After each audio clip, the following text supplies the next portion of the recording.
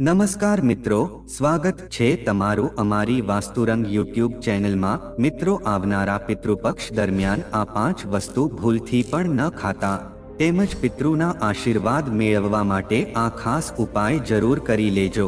તેમજ કોઈને પિતૃદોષ હોય તો આ વિડીયોમાં જણાવેલ ઉપાય પિતૃપક્ષ દરમિયાન જરૂર કરવો જોઈએ। તો મિત્રો, વિડીયોમાં આગળ જતા પહેલા જો તમે ઈચ્છતા હોવ કે માતાજીની કૃપા તમારી ઉપર સદા બની રહે તો વિડીયોને લાઈક કરી અને કમેન્ટમાં જય માતાજી જરૂર લખી દેજો કે જેથી માતાજીની કૃપા તમારી ઉપર સદા બની રહે। મિત્રો, પિતૃપક્ષ દરમિયાન આ 5 વસ્તુઓ ભૂલથી પણ ન ખાતા, નકર તમારા પિતૃઓ તમારાથી રિસાઈ જશે અને તેના આશીર્વાદ તમને નહીં મળે।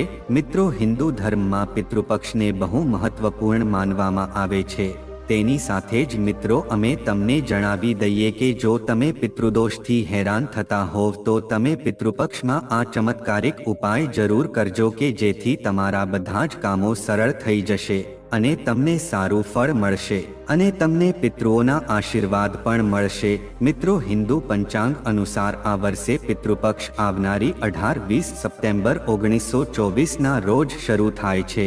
મિત્રો, એવી માન્યતા છે કે આ દરમિયાન પિતૃઓનું શ્રાદ્ધ કર્મ કરવાથી એને મોક્ષની પ્રાપ્તિ થાય છે। મિત્રો, સનાતન ધર્મમાં પિતૃપક્ષનું વિશેષ મહત્વ માનવામાં આવ્યું છે। પિતૃપક્ષ દરમિયાન પિતૃઓનું તર્પણ, શ્રાદ્ધ અને તેનું પિંડદાન કરવામાં આવે છે। મિત્રો, શ્રદ્ધા ભાવ રાખીને પૂર્વજોનું શ્રાદ્ધ તેની શાંતિ માટે વિધિવિધાનથી કરવું જોઈએ। મિત્રો, એવું માનવામાં આવે છે કે આ પક્ષના 15 દિવસોમાં પિતૃઓ છે એ ધરતી ઉપર આવે છે તો આ સમયમાં એના આશીર્વાદ મેળવવા માટે તેને તૃપ્ત કરવા બહુ જરૂરી માનવામાં આવે છે। તેમજ મિત્રો, પિતૃઓની શાંતિ માટે ઘણા પ્રકારના ઉપાય કરવાની સાથે બ્રાહ્મણોને ભોજન કરાવવું એ પણ બહુ શુભ માનવામાં આવે છે। જો મિત્રો, તમે પણ તમારા પિતૃઓને ખુશ કરવા માંગો છો તેમજ તેને પ્રસન્ન કરવા માંગો છો તો મિત્રો, સાચા હૃદયથી આ વિડીયોને લાઈક જરૂર કરી દેજો અને કોમેન્ટમાં જય માતાજી જરૂર લખી દેજો કે જેને લીધે તમારી પોકાર છે તમારા પિતૃઓ સુધી પહોંચી શકે કે જેનાથી તમારા પિતૃઓ પ્રસન્ન થઈને તેના આશીર્વાદ તમને આપશે। મિત્રો, પિતૃપક્ષ દરમિયાન ખાનપાનનું ધ્યાન રાખવું એ પણ બહુ મહત્વ રાખે છે। તો આવો મિત્રો, આપણે જાણીએ કે પિતૃપક્ષ દરમિયાન કઈ વસ્તુ આપણે ખાવી ન જોઈએ અને કઈ વસ્તુનું ધ્યાન રાખવું જોઈએ અને કયા કામો ન કરવા જોઈએ। મિત્રો, સૌપ્રથમ આપણે એ વસ્તુનું ધ્યાન રાખવું જોઈએ કે જે વ્યક્તિ શ્રાદ્ધ ક્રિયા કરે છે એને બહારની વસ્તુ ખાવી ન જોઈએ। એને પિતૃ પક્ષમાં 15 દિવસ સાત્વિક ભોજન જ કરવું જોઈએ। મિત્રો, ધાર્મિક દ્રષ્ટિએ બહારનું ખાવાનું છે બહુ અશુભ માનવામાં આવે છે। મિત્રો, જો તમે પણ તમારા પિતૃઓના આશીર્વાદ મેળવવા માંગતા હોવ તો કૃપા કરીને આ વિડીયોને લાઈક જરૂર કરી દેજો અને અમારી વાસ્તુરંગ ચેનલને સબસ્ક્રાઇબ પણ કરી દેજો કે જેથી કરીને તમારા પિતૃઓના આશીર્વાદ તમને મળી જાય। મિત્રો, પિતૃપક્ષમાં આ વસ્તુઓનું સેવન ભૂલથી પણ નહીં કરતા, નહીં તો અનર્થ થઈ જશે। તો મિત્રો, સૌપ્રથમ પિતૃપક્ષમાં મૈસૂરની દાળનું સેવન ન કરવું જોઈએ। મિત્રો, આ વસ્તુ ખાવી એ બહુ અશુભ માનવામાં આવે છે। મિત્રો, જ્યોતિષશાસ્ત્રમાં મૈસૂરની દાળનો સંબંધ છે એ મંગળ ગ્રહની સાથે છે અને મિત્રો, મંગળ ગ્રહ છે એ ક્રોધનો કારક છે। આથી મિત્રો, મૈસૂર દાળનું સેવન છે પિતૃપક્ષમાં ન કરવું જોઈએ। તેમજ મિત્રો, ચોખાનું સેવન પણ પિતૃપક્ષમાં ન કરવું જોઈએ।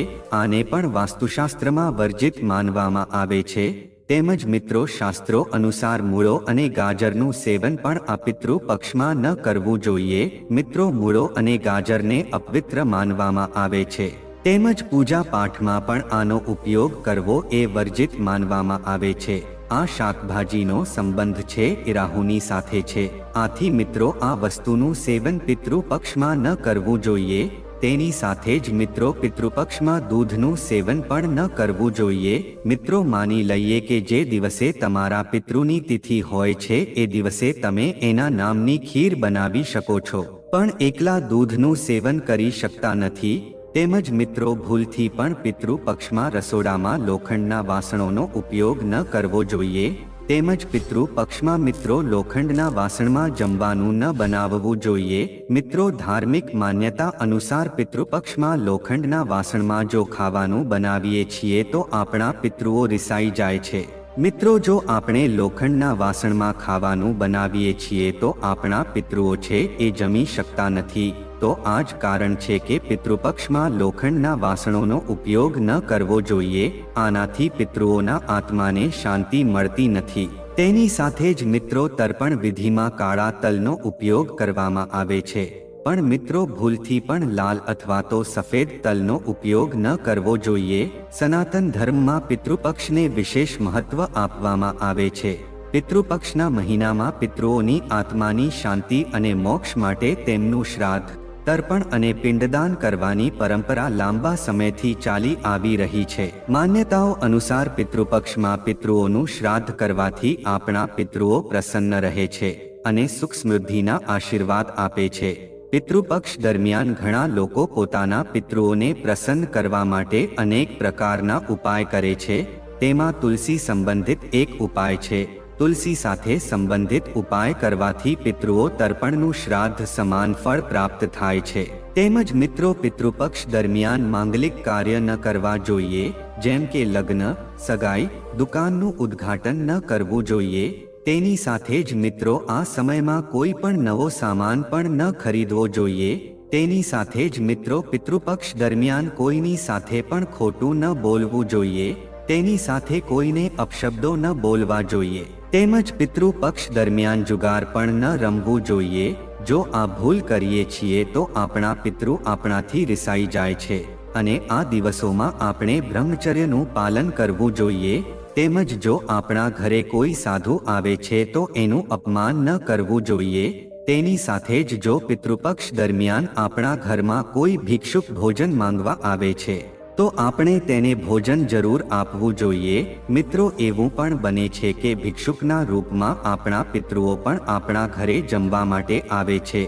આથી આપણે ક્યારેય પણ આપણા ઘરના આંગણામાં આવેલા ભિક્ષુકોનો અનાદર કરવો ન જોઈએ અને જો આપણે તેનો અનાદર કરીએ છીએ તો આપણા પિતૃઓના આશીર્વાદ આપણને પ્રાપ્ત થતા નથી।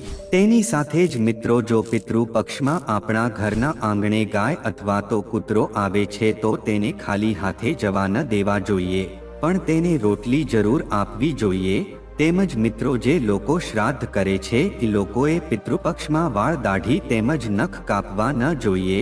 તો મિત્રો હવે આપણે જાણીએ કે પિતૃપક્ષમાં શું શું કરવું જોઈએ કે જેથી કરીને આપણા પિતૃઓના આશીર્વાદ આપણને મળી શકે।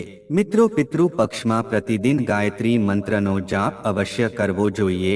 આનાથી પિતૃદોષથી મુક્તિ મળશે। મિત્રો શ્રાદ્ધના દિવસે ગાય, કૂતરો અથવા કીડીને પણ આપણે ભોજન આપવું જોઈએ। એવું પણ માનવામાં આવે છે કે મિત્રો પિતૃપક્ષમાં સરસવનું તેલ, જાડું અને મીઠું ખરીદવાથી પણ વ્યક્તિને દોષ લાગી શકે છે કે જેના લીધે તે વ્યક્તિને ઘણી બધી સમસ્યાઓનો સામનો કરવો પડી શકે છે। મિત્રો આવામાં તમારા માટે બધી જ વસ્તુ પિતૃપક્ષ આવે એ પહેલા જ તમારે ખરીદી લેવી જોઈએ। તેમજ મિત્રો પિતૃપક્ષ દરમિયાન માંસ, મદિરાથી પણ દૂર રહેવું જોઈએ। તેની સાથે જ લસણ અને ડુંગળી સિવાય સાત્વિક ભોજન તમારે ખાવું જોઈએ। તેમજ પિતૃપક્ષમાં બ્રહ્મચર્યનું પાલન કરવું જોઈએ। તેની સાથે જ આજુબાજુનું વાતાવરણ પણ આપણે સાત્વિક રાખવું જોઈએ। તેમજ મિત્રો આ સમયમાં સવારે વહેલા નાહી ધોઈને પિતૃઓને તર્પણ કરવું જોઈએ। આનાથી એની આત્માને શાંતિ મળે છે। જો તમે પણ તમારા પિતૃઓનું તર્પણ કરો છો તો બ્રહ્મચર્યના નિયમનું પાલન જરૂર કરજો। તેમજ મિત્રો આ દરમિયાન પિતૃઓ માટે તમે જે પણ ભોજન રાખો છો એ ભોજન છે એ થોડીક વાર પછી ગાયને અથવા તો કૂતરાને ખવડાવી દેવું જોઈએ। મિત્રો શ્રાદ્ધના દિવસે જો યથાશક્તિ પ્રમાણે બ્રાહ્મણને અથવા તો ગરીબોને ભોજન આપવું જોઈએ।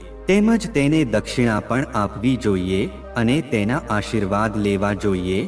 તેમજ મિત્રો પિતૃપક્ષમાં આપણે ભગવદ્ ગીતાનો પણ પાઠ કરવો જોઈએ કે જેના લીધે આપણા પિતૃઓના આશીર્વાદ આપણને મળે છે અને તેના આત્માને પણ શાંતિ મળે છે। જો આપણે આ નિયમોનું પાલન કરીએ છીએ તો પિતૃપક્ષમાં આપણા પિતૃઓના આશીર્વાદ આપણને મળવાથી આપણા ઘરમાં સુખ સમૃદ્ધિ આવે છે।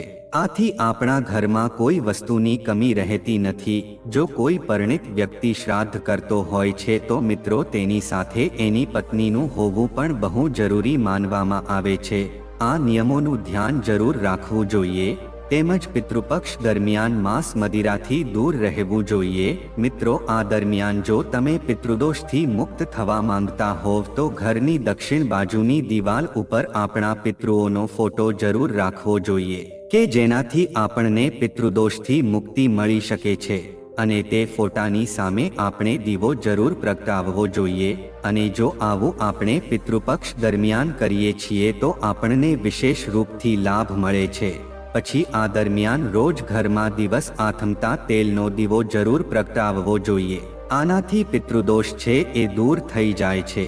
તેમજ પિતૃઓને પ્રસન્ન કરવા માટે પીપળાના વૃક્ષમાં ગંગાજળની સાથે કાળા તલ, અક્ષત જરૂર અર્પણ કરવા જોઈએ. તેમજ પિતૃ દોષથી મુક્ત થવા માટે આ ઉપાય બહુ કામ લાગે છે. તેમજ મિત્રો, પિતૃપક્ષ દરમિયાન શિવ ભગવાનની પૂજા અર્ચના જરૂર કરવી જોઈએ. તેમજ પિતૃદોષના ખરાબ પ્રભાવથી બચવા માટે 7મુખી, 5મુખી, 8મુખી અને 12મુખી રુદ્રાક્ષ એક સાથે પહેરવું જોઈએ.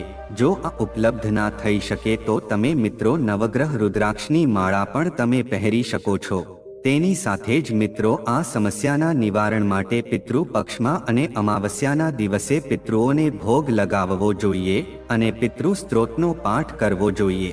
તેમજ મિત્રો, શ્રાદ્ધના દિવસે પિતૃઓને ખીરનો ભોગ જરૂર લગાવવો જોઈએ. તેમજ તેને દૂધ અને ચોખાથી બનેલી ખીરની સાથે પૂરી જરૂર અર્પણ કરવી જોઈએ. પણ જો મિત્રો આ ભોજન છે એ ચાંદીના વાસણમાં પરોસવામાં આવે તો વધારે શુભ માનવામાં આવે છે. આના પછી મિત્રો 21 કન્યાઓને અને 7 બાળકોને ખીર પૂરી જરૂર ખવડાવવી જોઈએ. મિત્રો, આવું કરવાથી પિતૃ છે એ પ્રસન્ન થાય છે અને તેની સાથે આપણા ઘરમાં ધનની કમી રહેતી નથી. તેમ જો કોઈના લગ્ન ન થતા હોય અને વારે વારે સંબંધ તૂટી જતો હોય તો આ સમસ્યાથી છુટકારો મેળવવા માટે પિતૃ પક્ષમાં મિત્રો નારિયેળનો ઉપાય જરૂર કરજો. નારિયેળનો ઉપાય છે એટલે કે કીડિયારું જરૂર પૂરવું જોઈએ. તેમજ જો તમારું કોઈ કામ પૂરું ન થતું હોય અથવા તો જો તમારી કોઈ મનોકામના અધૂરી છે તો તમે આ ઉપાય કરી શકો છો. તેમજ તમારા ઘરમાં જો કોઈ માણસ બીમાર હોય તો તમે પિતૃપક્ષમાં બીમાર વ્યક્તિની પાસે લાલ પોટલી રાખી દેજો. તેમાં ઘઉંના દાણા અને 1 રૂપિયાનો સિક્કો તેમાં રાખવા જોઈએ અને પછીના દિવસે આ લાલ પોટલીને પીપળાના થડની નીચે દાટીને ઘરે આવતું રહેવું જોઈએ. આ ઉપાય કરવાથી બીમાર માણસ છે એ જલ્દી સાચો થઈ જાય છે. તેમજ મનોકામનાની પૂર્તિ માટે મિત્રો પિતૃપક્ષમાં રોજ બપોરના સમયે પીપળાના વૃક્ષમાં જળ, દૂધ તેમજ કાળા તલ જરૂર ચડાવજો અને આપણા પિતૃઓને યાદ કરવા જોઈએ કે જેનાથી તે પ્રસન્ન થઈ શકે છે. જો કોઈની કુંડળીમાં પિતૃદોષ હોય તો પિતૃ પક્ષના સોમવારના દિવસે સવારમાં સ્નાન કરીને ઉઘાડા પગે શિવ મંદિરે જવું જોઈએ અને ત્યાં બીલીપત્ર ચઢાવવા જોઈએ. આ ઉપાય કરવાથી તમારી મનોકામના અવશ્ય પૂરી થશે. તેમજ મિત્રો નોકરી અને ધંધામાં જો તમારે સફળતા મેળવવી હોય તો પિતૃ અમાવસ્યાના દિવસે કાચું દૂધ, 2 એલચી અને કાળા તલ ચડાવવા જોઈએ. આવું કરવાથી તમારી બધી જ સમસ્યા દૂર થઈ જશે. તેમજ પિતૃપક્ષ દરમિયાન લોકો પિતૃઓનું શ્રાદ્ધ, તર્પણ અને પિંડદાન કરે છે. આ સાથે જ અન્ય અનેક પ્રકારના ઉપાય પણ કરે છે. આ જ ઉપાયોમાંથી એક છે તુલસીનો ઉપાય. જ્યોતિષ શાસ્ત્ર અનુસાર તુલસીના ઉપાયને કરવાથી આપણા પિતૃઓ પ્રસન્ન થાય છે અને આ ઉપાય કરવાથી શ્રાદ્ધ, તર્પણ અને પિંડદાન સમાન ફળ પ્રાપ્ત થાય છે. તુલસીના ઉપાયને પિતૃપક્ષના 16 દિવસના સમયગાળામાં ગમે ત્યારે કરી શકાય છે. પરંતુ આ વચ્ચે ધ્યાન રાખો કે એકાદશી અને રવિવાર ન આવતો હોય. આમ તો આ ઉપાય ભૂલથી પણ રવિવાર અને એકાદશીના દિવસે ન કરવો જોઈએ. તેમજ શિવ પુરાણમાં જણાવવામાં આવ્યું છે કે શ્રાદ્ધ પક્ષમાં ઘરનો કોઈ પણ સભ્ય તુલસીના ઉપાય કરી શકે છે. તેના માટે તુલસીના કુંડા પાસે 1 વાટકી મૂકી દો. તે બાદ હથેળીમાં ગંગાજળ લઈને 5 કે 7 વાર પોતાના પિતૃઓનું નામ સ્મરણ કરો. સાથે જ બાબા વિશ્વનાથનું નામ લઈને ધીરે ધીરે ગંગાજળ પધરાવી દો. હાથ જોડીને માતા તુલસી અને પિતૃઓને નમન કરો. આ ગંગાજળને તમે કોઈ છોડમાં નાખી શકો છો. આમ કરવાથી ઘરની નકારાત્મક ઉર્જા સમાપ્ત થશે અને આ ઉપાય કરવાથી પિતૃઓનું તર્પણ અને પિંડદાન કરવાની જરૂર નહીં પડે। તેમજ મિત્રો હવે આપણે પિતૃ પક્ષની પૌરાણિક કથા સાંભળીએ। પૌરાણિક કથા અનુસાર જોગે અને ભોગે બે ભાઈઓ હતા। બંને અલગ રહેતા હતા। જોગે ભાઈ સમૃદ્ધ હતો અને ગરીબ રહેતા હતા। બંને વચ્ચે ઘણો પ્રેમ હતો। જોગેની પત્નીને તેની સંપત્તિ પર ગર્વ હતો, પરંતુ ભોગેની પત્ની ખૂબ જ સરળ હૃદયની હતી। જ્યારે પિતૃપક્ષ આવ્યો ત્યારે જોગેની પત્નીએ તેને તેના પૂર્વજોનું શ્રાદ્ધ કરવાનું કહ્યું। તેથી જોગેએ તેને નકામું કાર્ય માન્યું અને તેને ટાળવાનો પ્રયાસ કર્યો। પરંતુ તેની પત્નીએ વિચાર્યું કે જો તેણી આ નહીં કરે તો લોકો વાતો બનાવશે। પછી તેને લાગ્યું કે તેના માતાપિતાને મિજબાનીમાં આમંત્રિત કરવાની અને તેમનો મહિમા બતાવવાની આ યોગ્ય તક છે। તો તેણીએ કહ્યું, કદાચ તમે મારી સમસ્યાને કારણે આવું કહી રહ્યા છો, પરંતુ મને આમાં કોઈ સમસ્યા નહીં થાય। હું ભોગેની પત્નીને બોલાવીશ, બંને સાથે મળીને તમામ કામ કરશે। પછી તેણે જોગાને તેની પત્નીને આમંત્રણ આપવા મોકલ્યો। બીજા દિવસે ભોગેની પત્ની વહેલી સવારે આવી અને કામ કરવા લાગી। તેણે રસોડું તૈયાર કર્યું, ઘણી બધી વાનગીઓ રાંધી અને પછી બધા કામ પૂરા કરીને ઘરે આવ્યો। છેવટે તેમણે પણ તેમના પૂર્વજો માટે શ્રાદ્ધ તર્પણ કરવાનું હતું। આ પ્રસંગે ન તો જોગેની પત્નીએ તેમને રોક્યા કે ન તો તેમણે રોક્યા। થોડી જ વારમાં બપોર થઈ ગઈ। પૂર્વજો પૃથ્વી પર ઉતાર્યા। જોગે ભોગેના પૂર્વજો પહેલીવાર જોગેની જગ્યાએ ગયા ત્યારે તેઓએ જોયું કે તેના સાસરિયા વાળાઓ ત્યાં જમવામાં વ્યસ્ત હતા। નિરાશ થઈને તે ભોગેની જગ્યાએ ગયો। ત્યાં શું હતું? અગિયારી માત્ર પૂર્વજોના નામે જ આપવામાં આવતી હતી। પૂર્વજો તેની રાખ ચાટીને ભૂખ્યા પેટે નદી કિનારે પહોંચ્યા। થોડા સમય પછી બધા પૂર્વજો ભેગા થયા અને પોતપોતાના સ્થાનના શ્રાદ્ધની સ્તુતિ કરવા લાગ્યા। જોગે ભોગેના પૂર્વજોએ પણ તેમની અગ્નિપરીક્ષાનું વર્ણન કર્યું। પછી તેઓ વિચારવા લાગ્યા, જો ભોગે સક્ષમ હોત તો કદાચ તેને ભૂખ્યા ન રહેવું પડત, પરંતુ ભોગેના ઘરે 2 દિવસ ખાવા માટે પૂરતી રોટલી પણ ન હતી। આ બધું વિચારીને તેને પીડિત પર દયા આવી। અચાનક તેઓ નાચવા લાગ્યા અને ગાવા લાગ્યા, ભોગેનું ઘર સમૃદ્ધ બને, જે ભોગવે છે તેના ઘરમાં સંપત્તિ રહેવા દો। લગભગ સાંજ પડી ગઈ હતી। ભોગેના બાળકોને ખાવા માટે કંઈ ન મળ્યું। તેણે તેની માતાને કહ્યું, મને ભૂખ લાગી છે। ત્યારે તેમને ટાળવા ભોગેની પત્નીએ કહ્યું, જા, આંગણામાં પાણીનો કુંડ છે, તેને ખોલીને જા અને જે મળે તે ખાઓ। જ્યારે બાળકો ત્યાં પહોંચ્યા તો તેમણે જોયું કે બેસિન સિક્કાઓથી ભરેલું હતું। તે દોડીને તેની માતા પાસે ગયો અને તેને બધું કહ્યું। જ્યારે ભોગેની પત્નીએ આંગણામાં આવીને આ બધું જોયું તો તેને પણ નવાઈ લાગી। આ રીતે ભોગે પણ ધનવાન બની ગયા, પરંતુ સંપત્તિ મેળવીને અહંકારી ન થયા। બીજા વર્ષના પિતૃપક્ષ આવ્યા। શ્રાદ્ધના દિવસે ભોગેની પત્નીએ 56 પ્રકારની વાનગીઓ બનાવી હતી। બ્રાહ્મણોને બોલાવીને શ્રાદ્ધ કરાવ્યું, ભોજન આપ્યું, દક્ષિણા આપી। ભાઈ ભાભી અને ભાભીને સોના ચાંદીના વાસણોમાં ભોજન પીરસવામાં આવ્યું હતું। આનાથી પૂર્વજો ખૂબ ખુશ અને સંતુષ્ટ હતા। તો મિત્રો, જો આ માહિતી તમને ગમી હોય તો વિડીયોને લાઈક કરી અને ચેનલને સબસ્ક્રાઇબ પણ કરી દેજો, કે જેથી કરીને અમે રોજ વાસ્તુશાસ્ત્રને લગતા વિડીયો લાવતા રહીએ। તમારો દિવસ શુભ રહે મિત્રો। ધન્યવાદ।